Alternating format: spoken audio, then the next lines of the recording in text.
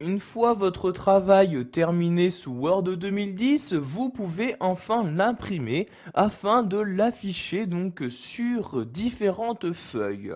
Donc pour effectuer une impression directement à partir de Word, vous allez devoir vous rendre dans le menu Fichier. Donc je déplace donc ma souris en haut à gauche et je clique ici sur Fichier comme ceci. Donc une fois dans ce menu-là, je vais me rendre dans la liste à gauche et cliquer ici sur Imprimer comme ceci. Apparaît donc maintenant dans cette partie-là les différentes options d'impression disponibles. Donc tout d'abord, vous avez la possibilité de choisir l'imprimante. Donc quelle imprimante utiliser. Donc je clique ici sur cette flèche-ci et apparaît donc maintenant dans cette liste les différentes imprimantes qu'il est possible d'utiliser. Vous voyez ici par exemple cette imprimante qui est actuellement en réseau. Donc si je souhaite l'utiliser, je clique donc dessus comme ceci. Ensuite, vous allez choisir ce que vous souhaitez imprimer, donc soit toutes les pages de votre document, soit certaines pages spécifiques. Donc je clique ici sur ce bouton-là. Donc, par exemple, si vous pouvez choisir soit d'imprimer toutes les pages, la page active, c'est-à-dire la page où se trouve actuellement votre curseur, ou vous pouvez rentrer manuellement une plage personnalisée. Donc je clique ici sur plage personnalisée par exemple, et je vais rentrer donc dans cette partie-là les différents numéros de pages que je souhaite imprimer.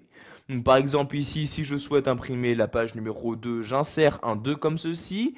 Ensuite, pour entrer un nouveau numéro, j'insère un point virgule. Si je souhaite imprimer la page numéro 4, j'insère un 4 comme ceci. De nouveau, un point virgule. Si maintenant je souhaite par exemple insérer, donc imprimer les pages allant de la page numéro 6 à la page numéro 10, donc je vais insérer le 6, j'insère ensuite le tiret de cette manière et j'insère le 10.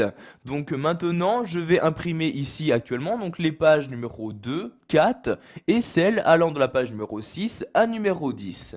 Ensuite, vous allez choisir l'impression donc soit recto verso, donc en cliquant sur la flèche et en sélectionnant donc vous voyez soit donc impression recto verso. Donc vous voyez ici vous choisissez également le type d'impression donc recto verso, donc soit manuellement, soit automatique. Donc ici je sélectionne bien impression recto comme ceci. Donc si vous avez choisi d'imprimer plusieurs fois la même page, vous pouvez choisir dans quel ordre les imprimer. Donc en cliquant sur la flèche, donc soit l'ordre assemblé ou non assemblé. Donc voyez si vous choisissez non assemblé, vous allez tout d'abord imprimer donc toutes les premières pages, donc par exemple ici donc toutes les premières pages numéro 2, ensuite toutes les premières pages numéro 4, etc. En revanche, si vous choisissez assembler, vous allez imprimer la page numéro 2, 4, puis les pages allant de 6 à 10, puis vous allez recommencer une seconde fois, donc 2, 4, etc.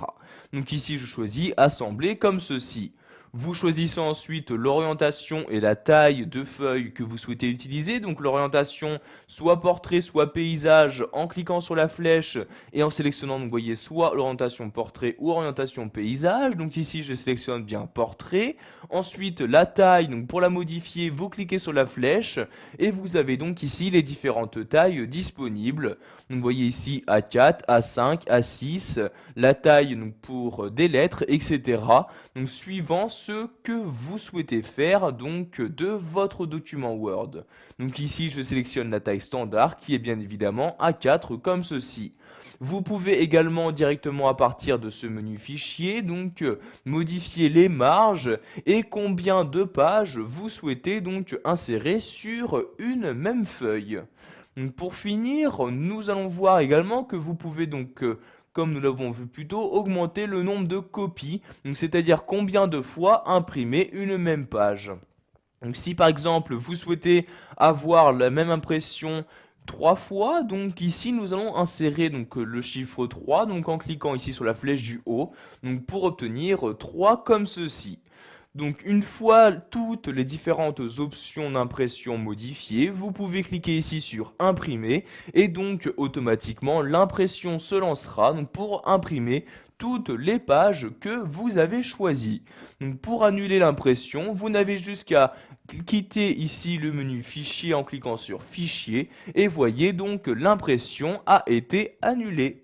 Voilà, vous connaissez maintenant la méthode pour imprimer votre document. Vous savez donc comment modifier ces différentes options d'impression.